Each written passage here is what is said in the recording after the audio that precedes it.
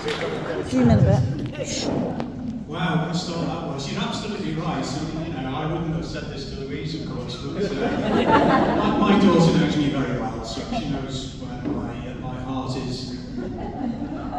Well, welcome everybody. For those of you who I haven't actually met as yet, I will be doing as the evening, I was going to say wears on, draws on.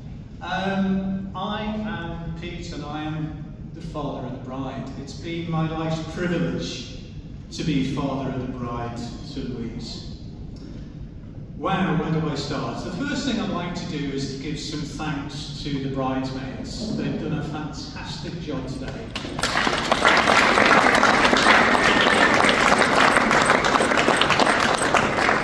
And the second thanks I would like to give is to a number of people, particularly in my family, or just talking to Ruth. There are other people from Ruth's family and Pete's family who've really travelled a long distance to get here today. But in terms of my family, I really want to give a big shout out to 3 people from north of the border. So Ian and Sarah and Liz have actually travelled to the venue from Scotland, which is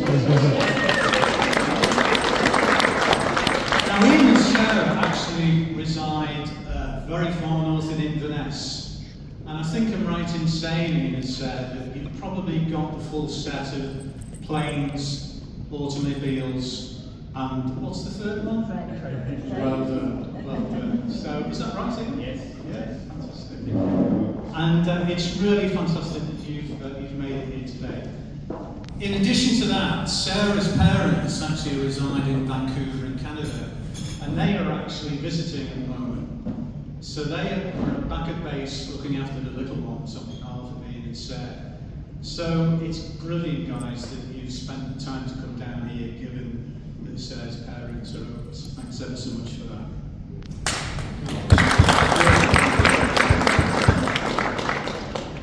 So there are 2 other individuals that are confined to barracks. There's Doogie, that's Liz's partner, and there's Lucy, who's Neil's partner, and they are looking after their children as well. But I'm sure that they're back at base giving their shout outs to Joe and Louise. Where do I start, Louise? Where do I start? I'm going to start with a big cliche. Where did those 31 years go? Where did they go?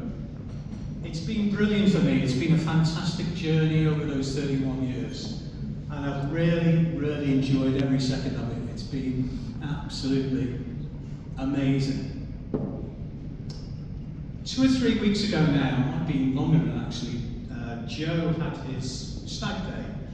And he very kindly suggested to me that I join the derbies on that day. And I was very pleased to accept, because it was going to give me some more quality time with Joe and Peter.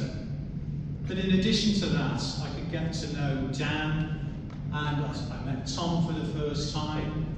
And of course, that live wire Matt, I also got to know a bit better as well. And we had an absolutely fantastic day. From minute 1, the guys really took me into their fold as the newbie in the group. And as the day went on, I really began to realise that the attitude that is prevalent in my family is a very much all for one and one for all. And it struck me that it's obviously clearly the same in the Derby family as well.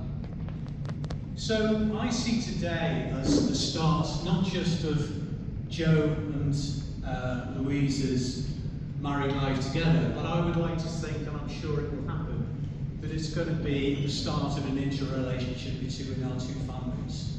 So I'm really looking forward to that as well.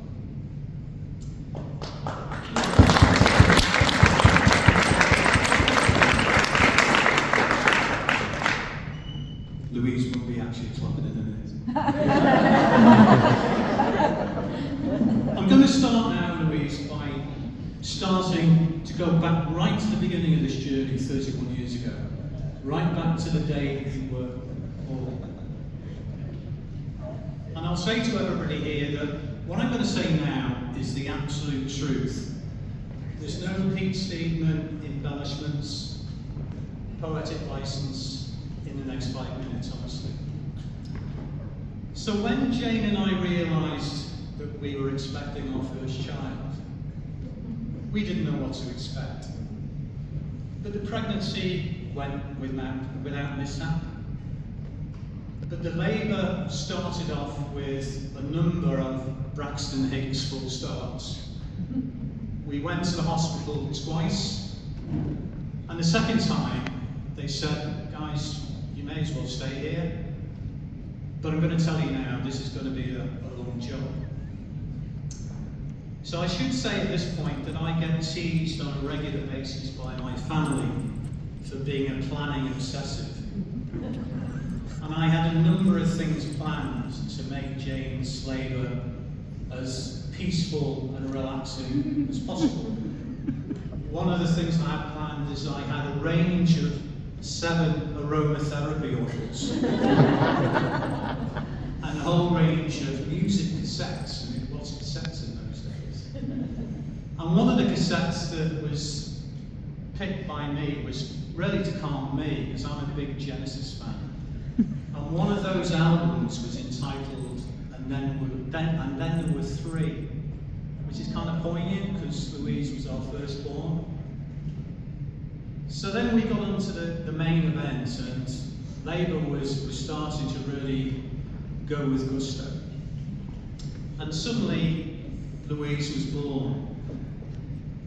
Now, for the fathers that are in the room, you will know with your own experience that when your child is born, there's a whole myriad of things that go through your mind in a microsecond. You have that feeling of absolute relief. Then you have that kicking of joy that comes in. And then suddenly your baby is whisked away by the medical staff, and you get this pit in your stomach. And then you see the nurse turn around to you with a beaming smile, and that indicates to you that all is well. So in our particular situation, that happened. The nurse turned to me with a smile and said, Mr. Steedman, you have a wonderful baby daughter. And my reaction was, the look on my face said, really? Are you sure? And she said, yes, it's a girl. And the look on her face was, listen mate, I don't have to be a midwife to tell you it's a girl. So the next thing that happened was I was thinking, well, I've seen the 18-week scan, and on that scan, I saw the appendage on the scan. It was clear as day on the scan. So I've been under the misapprehension since week 18 that Louise was actually a boy. So we then moved into a phase of my life and Louise's life where you must have been the age of 3, 4, we're obviously back home now, and Eleanor was just about to join us, so maybe I got the maths wrong there, maybe you were 7 or 8. And the thing about Louise's early years was that she was really into animals and rabbits in an obsessive way. And I used to come home from work, from Rolls-Royce, and work ridiculous hours, and I'd be greeted by lines of toy rabbits all over the house, meandering everywhere. And Dad was giving strict instructions not to move any of them. But the thing was, rabbits really took on a hold at the weekend. And what Louise and Eleanor did is they got up at the crack of dawn, and they would enact Fiver's journey to Watership Downs. So there'd be a line of rabbits from Louise's bedroom all the way down to the lounge, and the line of rabbits were aided and abetted by Teletubbies, Powerpuff Girls, and characters from The Little Mermaid, wasn't it? Yeah. So, at that point, that was the start of an unbelievable relationship between Louise and Eleanor. And that sibling relationship has endured to this day. And they are real peas in the pod. So we're now going to move a little bit forward to where toy rabbits graduated into real rabbits. And we had a series of rabbits over a number of years. And there was one notorious rabbit by the name of George. Now George was vicious. There is absolutely no other way to describe it. He was absolutely vicious. And on the very odd occasion that I had to feed this monster, I used to go in there with a gauntlet that wouldn't have been out of place on Game of Thrones. This was absolutely massive.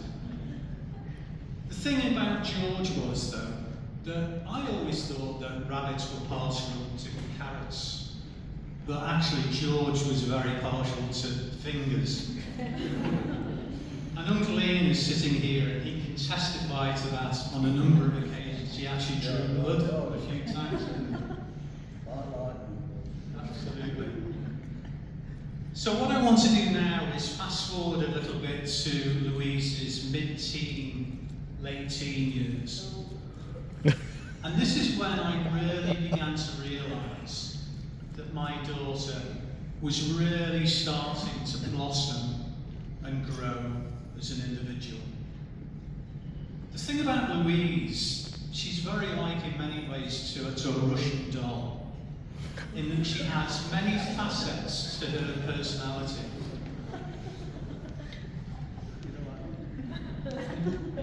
And one aspect of her personality, well, there are a number of aspects of her personality that people who don't know Louise that well don't see.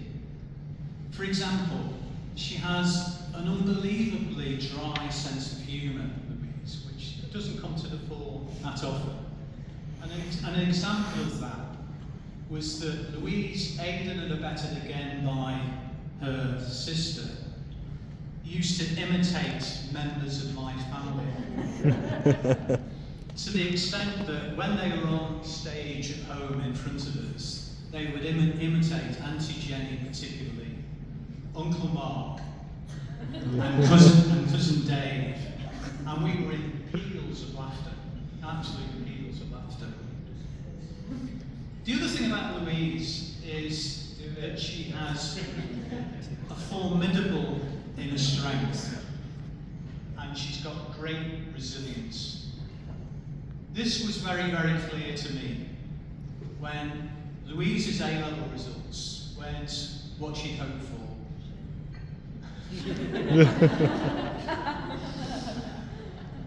And Louise left school unemployed, and she tried hard for a number of months to get gainful employment.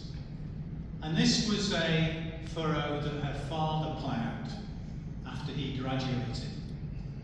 It nearly broke him, but it didn't break Louise. In fact, it spurred Louise on to gain the qualifications to read biochemistry at Nottingham University. Was it? I'm sorry. Microbiology. When Louise came home to tell Mum and Dad that she had won a place at Notts, I will never, ever forget it. Tears were rolling down my face again as they were this morning when I saw Louise for the first time. And my proudometer was completely off the scale at that point.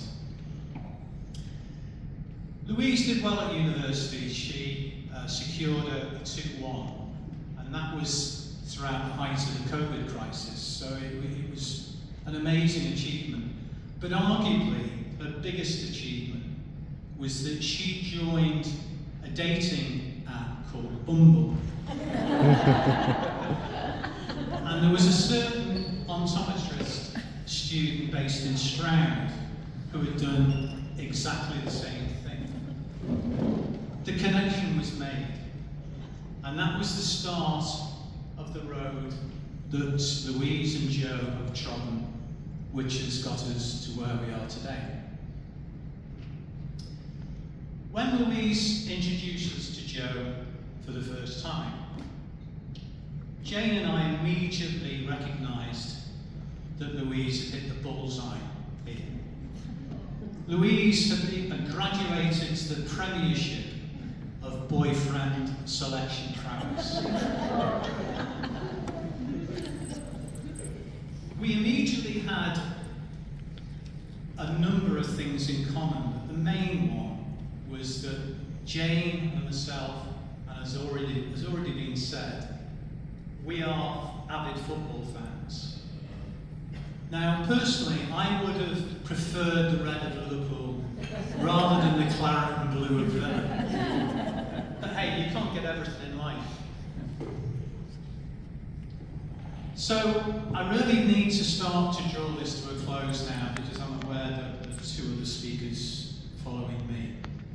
But before I do that, what I want to do is to recognise a number of people in my family who aren't here.